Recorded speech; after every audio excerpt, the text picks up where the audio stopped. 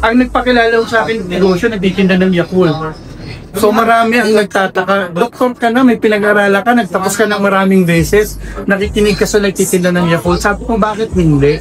Eh sa nakita ko, mas mayaman sa akin. Yan, yung mga hindi pa nakakarating, you should visit our warehouse. Kasi state of the art, kung nakarating na po kayo ng DSM Singapore, nakarating na po ako doon, nakarating na po tayo din sa ating manufacturing. Kaya naisip ko talaga na iFern indeed is going international. Kasi ang in-open ko is international facility. Makikita ko the next multi-millionaire. Minili, bagay na target. Kabero ni Pakishin ako. May kalaban ka na. Tumili sa likod. Tayo. Ba't ka bumalik dito sa baba? Kuha daw tayo ng certificate.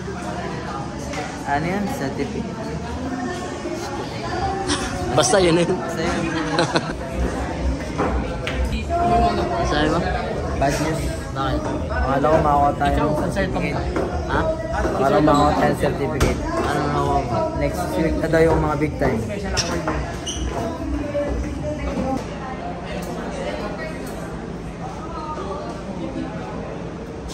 Reservation dito. Kaso kayo yung ayun po. Kasi ang pinakapangarap ng mga tao dito, Dito po kayo. makapag-selfie kay Sir Tom ng mag-isa lang. Kasi ang nakakagawa ng top 20, hanggang top 1 lang. Ayan.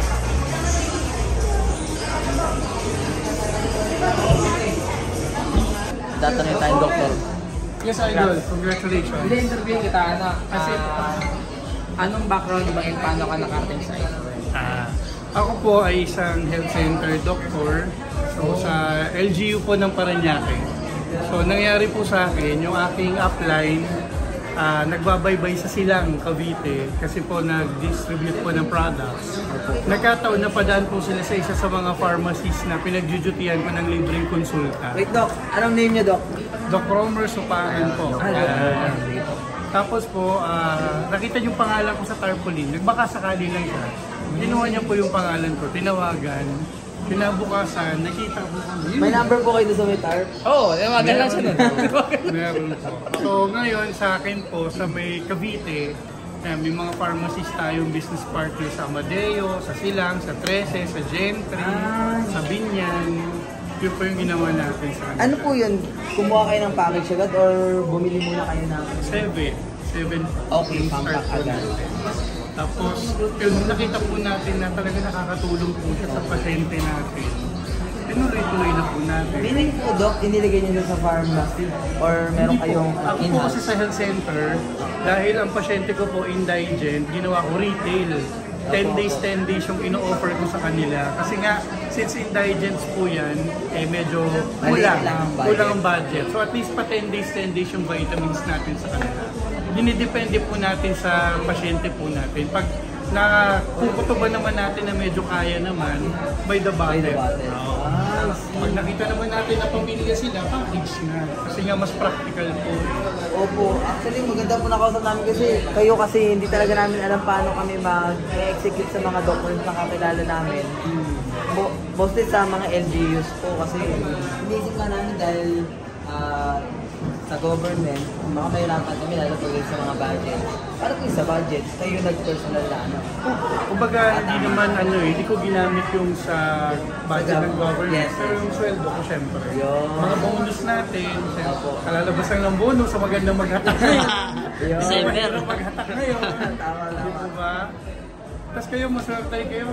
Napakasipag ng idol namin. Sobra po. Sobra. Madiskarte po yan, no? So, nasa good hands po kayo. Basta makinig lang po kayo sa mga i-advise na minsan, pwedeng hindi natin agad maintindihan, pero later on natin ma-appreciate. Basta pinapractice po namin, yes, apply. Tama po yun. Kahit po ako, kasi ang nagpakilala sa akin ng negosyo, nagtitinda ng Yakult. So marami ang nagtataka, doktor ka na, may pinag-aralan ka, nagtapos ka ng maraming beses, nakikinig ka sa nagtitinda ng Yakult. Sabi ko, bakit hindi? Sa nakita ko, mas mayaman sa akin na yung titinda ng Yakult eh.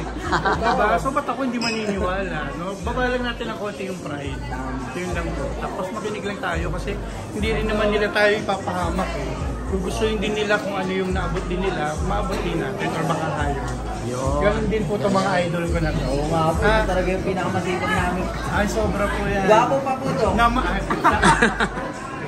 Ayoko baka may matinik masyado. Matinik ko siya, diba? Mas maliwanag yan.